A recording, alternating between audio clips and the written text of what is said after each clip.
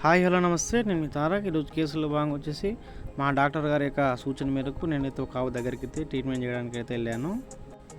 ఈ ఆవు వచ్చేసి ఆ ఫార్మర్ వర్కర్లు నాకు చెప్పిన సిమ్టమ్స్ ప్రకారము మా సార్ అయితే హీట్ స్ట్రోక్ కానీ సన్ స్ట్రోక్ కానీ ఉంటుంది అని హిస్టరీ ఒకసారి అడుగున్నప్పుడు వాళ్ళు నాకు చెప్పిన ప్రకారం వచ్చేసి మార్నింగ్ బీహార్ వర్కర్లు అక్కడికే ట్రీట్మెంట్ చేసినారు.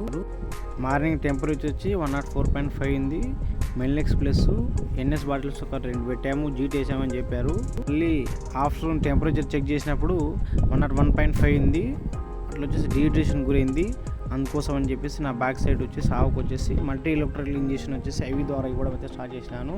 అందులో డైరెక్ట్ ఐవి వచ్చేసి ట్రైవిట్ ఇంజెక్షన్ ఒక 10 ml ఇచ్చాము. మరియు యాంటీబయాటిక్ వచ్చేసి ఎండ్రోఫ్లాక్సిన్ ఇచ్చాము. వాటర్ తడిపేసి పైన వేయమని చెప్పాము. ఎలక్ట్రోలైట్స్ 2 to 3 times వాటర్ ద్వారా ఓరల్గా ఇవ్వమని అయితే చెప్పాము. వాళ్ళు ఓకే అన్నారు. దాని కండిషన్ చూసి అయితే చెప్పాము. ఇది హీట్ స్ట్రోక్ తగిలింది, కొంచెం కష్టంగా ఉంది చూడండి. మార్నింగ్ ట్రీట్మెంట్ చేసాము, సాయంత్రం వరకు అబ్జర్వేషన్లో పెట్టండి అని చెప్పాము. ఈ రకంగా బ్యాక్ సైడ్ వచ్చేసి డైరీలో స్ప్రింక్లర్స్ కానీ వాటర్ కానీ ఎవ్రీ 2 times లేదంటే 3 times ఓపెన్ బట్టి చేసినట్లయితే ఎండ హీట్ స్ట్రోక్ తగలకుండా అయిన మేనేజ్మెంట్ అనేది చేసుకోవచ్చు. Thank you. Please subscribe channel Tarak.